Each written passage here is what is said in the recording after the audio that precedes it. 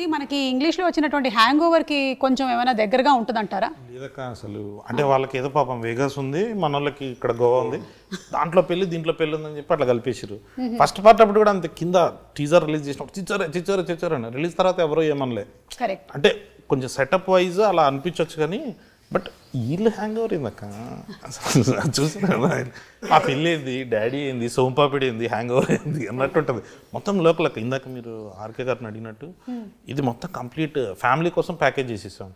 మీరు అసలు పెళ్ళి అనగానే ఇంకా డాడీ కానీ మమ్మీ కానీ వాళ్ళు చేసే హడావిడి, ఇది మొత్తం ఒక ఫ్యామిలీ అంతా కూర్చొని ఎంజాయ్ చేసేది. సరే గోవాకి వెళ్ళిపోయింది, ఇది మన మ్యాటర్ కాదు, యూత్ మ్యాటర్ అని అనుకోవడానికి కూడా లేదు. అక్కడ వెంటనే రఘుబాబు గారు వచ్చేస్తారు, మన క్యారెక్టర్స్ అన్నీ ఉండి వీళ్ళ వల్ల మామూలుగా ఫ్యామిలీస్ ఎలా ఇబ్బంది పడుతున్నాయి. ఒక చిన్న కొడుకులు అని ఈ మధ్య మీమ్స్ వస్తున్నాయి కదా, అట్లాంటి ముగ్గురు చిన్న కొడుకులు ఈ సినిమాలో. ముగ్గురు చిన్న కొడుకులు అందరూ వచ్చేసి పాపం లడ్డుగాడిని ఎంత ఆడుకుంటారు అన్న జోన్లో వెళ్తుంది. కంప్లీట్గా ఫ్యామిలీ అంతా కూర్చొని ఎంజాయ్ చేసేసి